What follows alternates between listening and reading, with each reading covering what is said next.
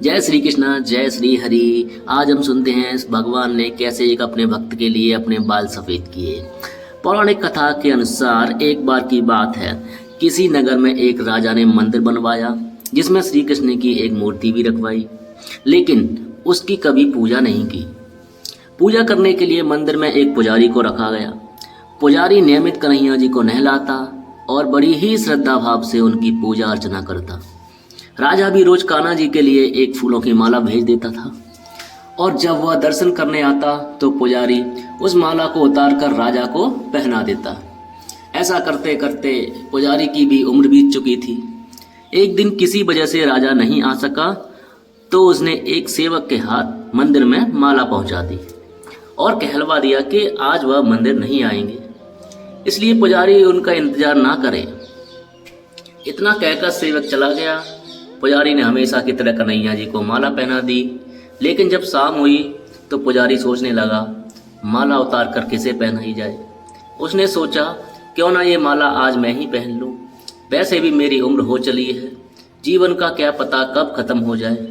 इतना सोचकर पुजारी ने माला उतार कर अपने गले में डाल ली, लेकिन इतने में ही सेवक आ गया और उसने बताया कि राजा की सवारी मंदिर में पहुंचने वाली है। राजा की सवारी आने की बात जब पुजारी ने सुनी तो वह डर गया और उसने सोचा कि अगर राजा ने उसे देख लिया तो वह उसे मरवा ही डालेंगे। आनंद फानंद में पुजारी ने माला उतार कर वापस कन्हैया जी को पहना दी। जैसे ही राजा अंदर आया तो हमेशा की तरह पुजारी ने माला कान्हा जी के गले से उतार कर राजा को पहना दी, लेकिन माला पर लगा सफ़ेद बाल देखकर राजा समझ गए कि पुजारी ने यह माला स्वयं पहनी थी। बस फिर क्या था, राजा क्रोधित हो उठे और गुस्से में पुजारी से पूछा कि माला में सफ़ेद बाल कहाँ से। तब राजा की बात सुनकर पुजारी डर गया और बोल पड़ा, ये तो कन्हैया जी का है। अब तो राजा और भी क्रोधित हो गए, क्योंकि कान्हा तो भगवान है और उनके बाल सफ़ेद कैसे हो सकते हैं। इसलिए राजा ने फरमान सुना डाला कि कल श्रृंगार के समय राजा खुद आएंगे और देखेंगे सच में ही कान्हा जी का सफ़ेद बाल है या पुजारी झूठ बोल रहा है। उन्होंने कहा कि अगर पुजारी ने झूठ बोला होगा तो उसे फांसी दे दी जाएगी। राजा का फरमान सुनकर पुजारी का बुरा हाल हो गया। उसने सोचा अब क्या करें, कहाँ जाएं, अब तो उसका मरना तय है। तब रोते रोते वह भगवान की शरण में पहुंचा और उसने कहा कि हे केशव, मुझसे झूठ बोलने का अपराध तो हुआ है, लेकिन हो सके तो मुझे क्षमा कर दें और राजा से रक्षा करें। पुजारी ने कहा कि हे माधव, आपकी सेवा करते करते मैं वृद्ध हो चुका हूँ, अब आप मुझे माफ़ कर दीजिए, ऐसी गलती दोबारा नहीं होगी। यही कहते कहते पुजारी की न जाने कब आंख लग गई और उसकी आंख तब खुली जब सुबह हो चुकी थी। उधर सुबह होते ही राजा भी आ गया और कहने लगा, आज कान्हा जी का श्रृंगार हुआ खुद करेगा। ऐसा कहकर जैसे ही राजा ने कान्हा जी का मुकुट उतारा तो देखा कि श्री कृष्ण के तो सारे बाल ही सफ़ेद हैं, लेकिन राजा को फिर भी यकीन नहीं हुआ। उसे लगा कि फांसी के डर से पुजारी ने ही बालों को रंग दिया होगा। राजा ने सोचा क्यों ना कन्हैया जी का एक बाल तोड़कर देखा जाए।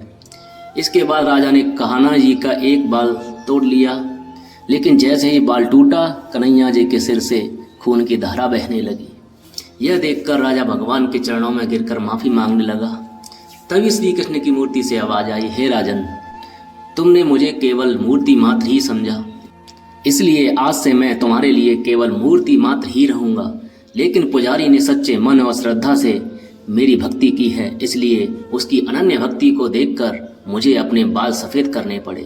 कन्हैया जी ने कहा कि भक्ति में कभी भी संशय नहीं होना चाहिए और सच्चे भक्त की लाज तो मैं कभी जाने ही नहीं देता। बोलिए श्री कृष्ण भगवान की जय हो। जय श्री हरि, जय श्री कृष्ण। अब चैनल को कर दीजिए सब्सक्राइब, वीडियो को कर दीजिए like and share and thank you, धन्यवाद। कमेंट में बोलिए जय श्री कृष्ण, जय श्री राधे।